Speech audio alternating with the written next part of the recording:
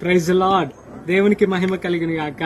Dear friends, పరిశుద్ధమైన Bible గ్రంథంలో ఇశ్రాయేలీలు ఐగుప్తు దేశంలో ఉన్నప్పుడు వారిని విడిపించుట విషయంలో మోషే గారికి అహరోను కూడా సహాయంగా దేవుడు నియమిస్తూ వచ్చాడు.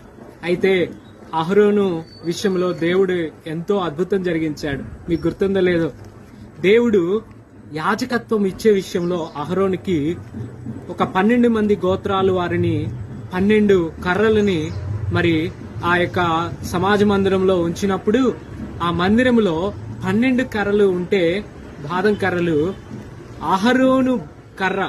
అహరోను బాదం కర్ర పుష్పించింది. చూడండి, నా వెనుకున్నది బాదం చెట్టు.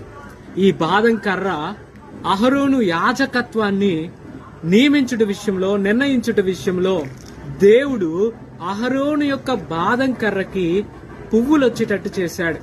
ఎప్పుడైతే మన జీవితంలో కూడా దేవుడు తన నిర్ణయంలో మనం గనక ఉంటే మనల్ని ఆయన అనుకున్న స్థానంలో ఉంచే విషయంలో మనల్ని పుష్పించేటట్టు చేస్తాడు. మనం ఆరాటాలు, పోరాటాలు ఎన్నో చేస్తా ఉంటాం. ఇవన్నీ కాదు, దేవుడే అహరోను కర్రని పుష్పించాడు. 11 గోత్రాలు కాదని 12 గోత్రంలో ఉన్న ఆయన ఈయన యొక్క కర్రను పుష్పించేటట్టు చేశాడు.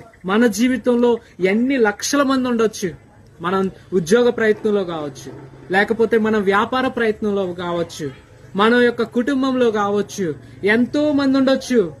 అయితే వాళ్ళందరికంటే నన్ను గనక పుష్పించాలని అనుకుంటే అహరోను కర్రని పుష్పించాడు దేవుడు. అలాగే మనల్ని కూడా, మన యొక్క విశ్వాసాన్ని కూడా ఆయన పుష్పించేటట్టు చేస్తాడు. కేవలం విశ్వసించితే చాలు.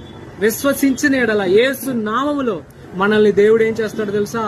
పుష్పించేటట్టు చేస్తాడు. అలాగూ మనందరం పుష్పించే విషయంలో యేసుప్రభు వారికి మనం ప్రార్థన చేద్దాం. పుష్పించి అనేకులకి మనము ఆయన యొక్క శిష్యులంగా, ఆయన బిడ్డలంగా, ఆయన భక్తులంగా కనబడదాం. Praise the lord.